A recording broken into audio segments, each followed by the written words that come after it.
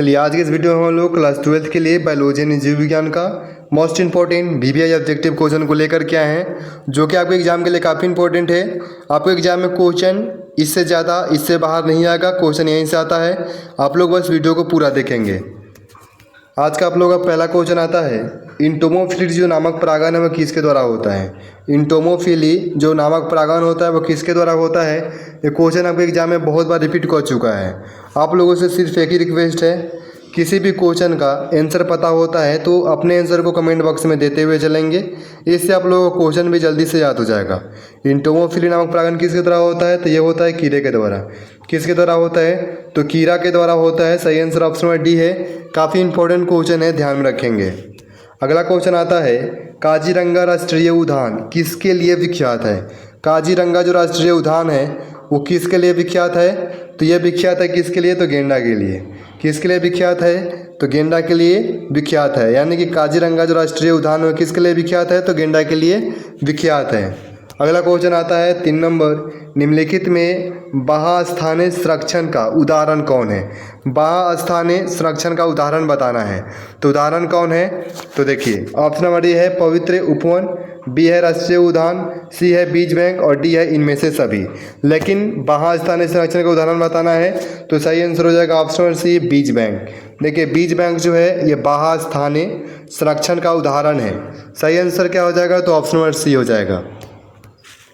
अगला क्वेश्चन आता है 4 नंबर, इनमें से कौन भारतवर्ष में जैव विविधता का हॉट स्पॉट है। जैव विविधता का हॉट स्पॉट कौन है, तो ये हो जाएगा पश्चिमी घाट।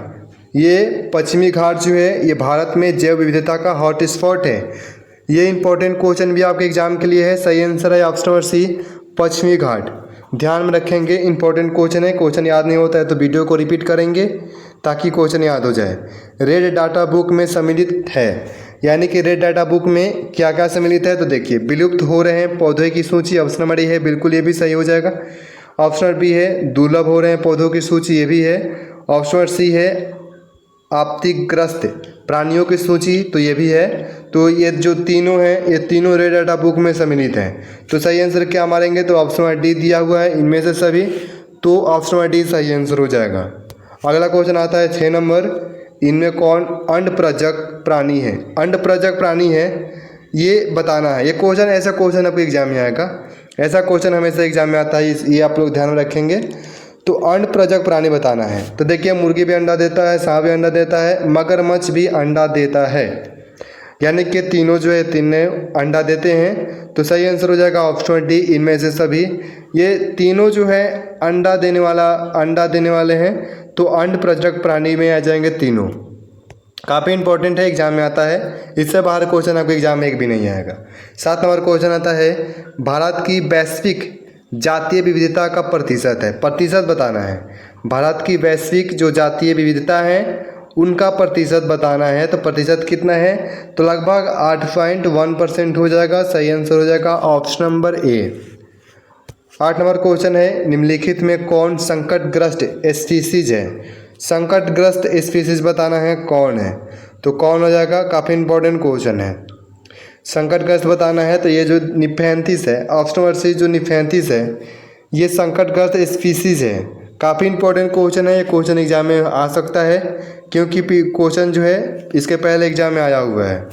अगला क्वेश्चन है 9 नंबर, प्रत्येक पादप कोशिका से पूर्ण पौधा बन जाता है। ये भी इंपॉर्टेंट क्वेश्चन है। इस गुण को क्या कहते हैं, यानी कि प्रत्येक पादप कोशिका से पूर्ण पौधा बन सकता है, इस गुण को क्या कहते हैं, तो इस गुण को कहते हैं टोटिपोटेंसी। काफ़ी इंपॉर्टेंट क्वेश्चन है टोटिपोटेंसी। ये क्वेश्चन आप लोग ध्यान में रखेंगे, काफ़ी इंपॉर्टेंट है। प्रत्येक जो पादप कोशिका है उससे पूर्ण पौधा बन सकता है, इस गुण को टोटिपोटेंसी कहते हैं। ये काफ़ी इंपॉर्टेंट है। अगला क्वेश्चन आता है 10 नंबर, सरदार सरोवर बांध किस नदी पर बना है। तो ये जो सरदार सरोवर बांध है ये बना है नर्मदा नदी पर। किस पे बना है, तो नर्मदा पे बना है। सही आंसर हो जाएगा ऑप्शन बी। सरदार सरोवर बांध किस नदी पे बना हुआ है, तो ये बना है आपके नर्मदा नदी पे, ऑप्शन बी। 11 नंबर क्वेश्चन है, नंदनकानन चिड़ियाघर जाना जाता है, यानी कि नंदनकानन जो चिड़ियाघर है वो किसके लिए जाना जाता है? इंपॉर्टेंट है, आंसर पता होता है तो कमेंट बॉक्स में देंगे। तो ये किसके लिए जाना जाता है? तो ये जाता है सफ़ेद टाइगर के लिए जाना जाता है। किसके लिए जाना जाता है? तो सफ़ेद टाइगर के लिए जाना जाता है। सही आंसर हो जाएगा ऑप्शन नंबर सी। 12 नंबर क्वेश्चन है, भारत में पहला राष्ट्रीय पार्क विकसित किया गया। भारत में जो पहला राष्ट्रीय पार्क है वो विकसित किया गया है, वो कौन है? उसका नाम बताना है। तो वो आप लोगों का कौन सा है? तो वो है जिम कॉर्बेट। जिम कॉर्बेट जो है ये भारत का पहला राष्ट्रीय पार्क है, विकसित किया गया है। तो वो कौन है? तो जिम कॉर्बेट है। सही आंसर ऑप्शन नंबर सी है। काफ़ी इंपॉर्टेंट भी क्वेश्चन है आपके एग्जाम के लिए। 13 नंबर क्वेश्चन है, युग्मक स्थानांतरण हो सकता है। युग्मक जो स्थानांतरण है हो सकता है तो जल द्वारा, वायु द्वारा, हवा द्वारा। 3 ऑप्शन है और ऑप्शन नंबर डी है इन सभी द्वारा। तो सही आंसर क्या हो जाएगा कमेंट बॉक्स में बताएं। तो युग्मक जो स्थानांतरण जो होता है वो ये तीनों के माध्यम से हो सकता है। तो सही आंसर क्या मारेंगे? तो सही आंसर मारेंगे ऑप्शन नंबर डी, इनमें से सभी। 14 नंबर क्वेश्चन है, तालाब द्वारा निरूपित पारिस्थितिक तंत्र है। तालाब द्वारा जो निरूपित पारिस्थितिक तंत्र है वो कौन है? तो वो कौन हो जाएगा? तो ये है लैंटिक। लैंटिक जो है ये तालाब द्वारा निरूपित पारिस्थितिक तंत्र है। इंपॉर्टेंट क्वेश्चन हो सकता है आपके एग्जाम के लिए। तो सही आंसर क्या हो जाएगा? तो ऑप्शन नंबर डी है लैंटिक। ये जो है ये तालाब द्वारा निरूपित पारिस्थितिक तंत्र है। इंपॉर्टेंट क्वेश्चन है आपके एग्जाम के लिए। 15 नंबर क्वेश्चन है, पराग से अगुणित पौधे का विकास कहलाता है।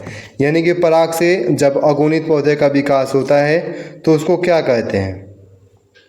उसको क्या कहते हैं?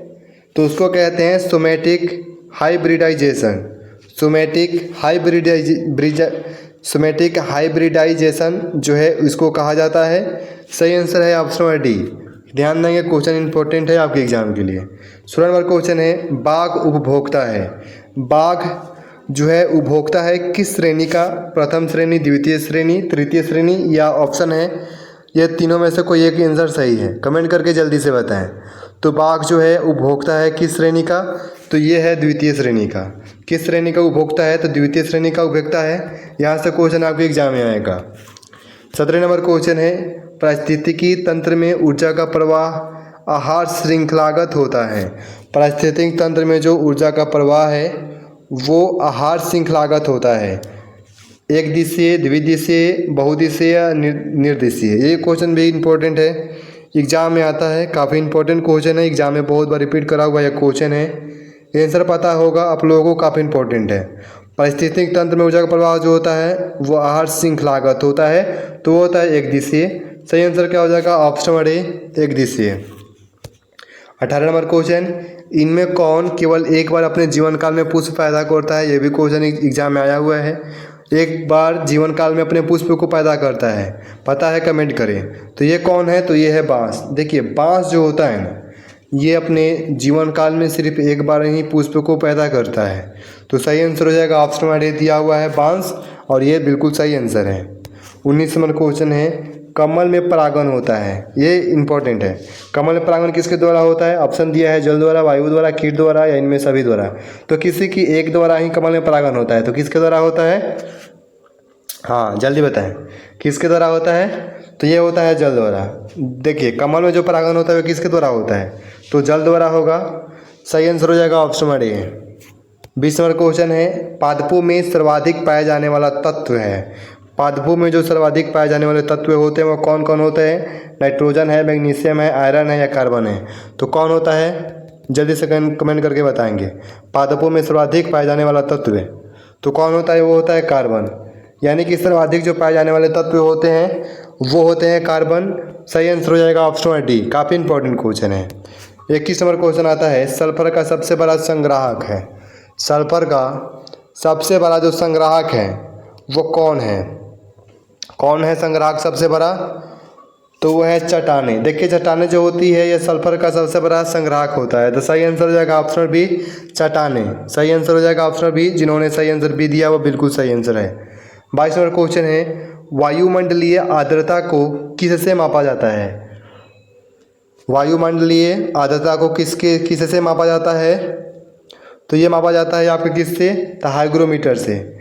किससे मापा जाता है? तो हाइग्रोमीटर से नापा जाता है। सही आंसर हो जाएगा ऑप्शन बी। ऑप्शन बी सही आंसर है। वायुमंडलीय आर्द्रता को किससे मापा जाता है? तो हाइग्रोमीटर से मापा जाता है। सही आंसर हो जाएगा ऑप्शन बी।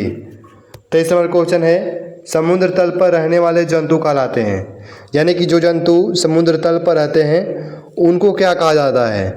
तो उनको कहा जाता है वैंथिक। क्या कहा जाता है? तो वैंथिक कहा जाता है। सही आंसर है ऑप्शन नंबर सी, वैंथिक कहा जाता है। 24 नंबर क्वेश्चन आता है, एक पारिस्थितिक तंत्र में हरे पौधे हैं, यानी कि एक पारिस्थितिक तंत्र में हरे पौधे क्या हो सकते हैं? उत्पादक हो सकते हैं, उपभोक्ता हो सकते हैं या अपघटक हो सकते हैं। क्या हो सकते हैं? तो ये हो सकते हैं उत्पादक, यानी कि एक पारिस्थितिक तंत्र में जो हरे पौधे होते हैं वो हमेशा से उत्पादक होते हैं, हमेशा से उत्पादक होगा। तो सही आंसर हो जाएगा ऑप्शन ए, उत्पादक, यानी कि एक पारिस्थितिक तंत्र में हरे पौधे हो सकते हैं, उत्पादक हो सकते हैं। क्वेश्चन रिपीट इसलिए कर रहे हैं क्योंकि ये क्वेश्चन आपके एग्जाम के लिए इंपॉर्टेंट है, और जो इंपॉर्टेंट है वही आपके लिए इंपॉर्टेंट है। 25 नंबर क्वेश्चन आता है, एक पोषक स्तर से, यानी कि एक पोषक स्तर से दूसरे पोषक स्तर पर स्थानांतरित ऊर्जा है। एक पोषक स्तर से दूसरे पोषक स्तर पर स्थानांतरित जो ऊर्जा है वो कितना परसेंटेज बताना है, कितना परसेंट स्थानांतरण होता है? तो ये होता है कितना? ये होता है 15%। कितना स्थानांतरित ऊर्जा है? तो 15% होता है। सही आंसर ऑप्शन नंबर सी है। 26 नंबर क्वेश्चन, किसी परितंत्र में सर्वाधिक विभिन्नता युक्त जीव है। किसी परितंत्र में सर्वाधिक जो विभिन्नता युक्त जीव है वो क्या है? उत्पादक है या फिर उपभोक्ता होता है या फिर अपघटक होता है या फिर डी हुआ है मांसाहारी। क्या होता है? हाँ बिल्कुल अपघटक होता है। क्या होता है? तो अपघटक होता है। ऑप्शन नंबर सी सही आंसर हो जाएगा, यानी कि किसी परितंत्र में जो है सर्वाधिक विभिन्नता युक्त जीव हैं तो ये अपघटक होते हैं। ऑप्शन नंबर सी सही आंसर हो जाएगा। 27 नंबर क्वेश्चन है, परितंत्र की दो वनस्पतियों के बीच का संक्रमण भाग कहलाता है, यानी कि परितंत्र की दो वनस्पतियों के बीच का जो संक्रमण भाग होता है वो क्या कहलाता है? हाँ तो वो कहलाता है इकोटोन। क्या कहलाता है? इकोटोन कहा जाता है उसको। ऑप्शन नंबर ए सही आंसर हो जाएगा, इंपॉर्टेंट भी है। अगला 28 नंबर क्वेश्चन है, पुष्प बंद रहते हैं। पुष्प जो होता है वो बंद रहता है, वो किससे बंद रहता है? तो वो बंद रहता है क्लिस्टोगेमी से। क्लिस्टोगेमी से, ठीक है, किससे बंद रहता है? क्लिस्टोगेमी से बंद रहता है पुष्प। ये इंपॉर्टेंट है, इसको आप लोग ध्यान में रखेंगे। पुष्प किससे बंद रहता है? तो क्लिस्टोगेमी से बंद रहता है। इंपॉर्टेंट क्वेश्चन है। 29 नंबर क्वेश्चन है, द्वितीयक उत्पादकता से संबंधित है। द्वितीयक उत्पादकता से संबंधित है, किससे संबंधित है? वही क्वेश्चन है, किससे संबंधित है? तो ये है शाकाहारी से, यानी कि द्वितीयक जो उत्पादकता से संबंधित है तो शाकाहारी से संबंधित है। ऑप्शन बी सही आंसर है। आज का लास्ट क्वेश्चन आप लोगों का है, निम्न में से कौन आहार श्रृंखला सही है? आहार श्रृंखला कौन सही है? देख लें, घास गेहूँ आम। ऑप्शन नंबर बी है घास बकरी और शेर। सी है बकरी गाय और घास। और डी है गाय मछली और बकरी। जल्दी से इसका आंसर कमेंट बॉक्स में बताएं, निम्न में से कौन जो है आहार श्रृंखला सही है? इसका आंसर तो लगभग सभी दे देंगे, सभी इसका आंसर सही दे देंगे, और जो जिनका आंसर सही है वो कमेंट बॉक्स में दे। तो इसका सही आंसर हो जाएगा ऑप्शन बी, यानी कि घास को बकरी खाता है, बकरी को शेर भी खा सकता है। तो सही आंसर हो जाएगा ऑप्शन बी। ये श्रृंखला से क्वेश्चन एग्जाम में आता है, श्रृंखला से हमेशा से क्वेश्चन आपके एग्जाम में पूछता आया है। और ये 30 क्वेश्चन आपके यहाँ पे समाप्त होते हैं। 30 में से आप लोगों ने कितने क्वेश्चन के आंसर सही किए हैं ईमानदारी पूर्वक कमेंट करके बताएंगे, और अपने दोस्तों के साथ भी इस वीडियो को शेयर कर देंगे। मिलते हैं अगले वीडियो में, धन्यवाद।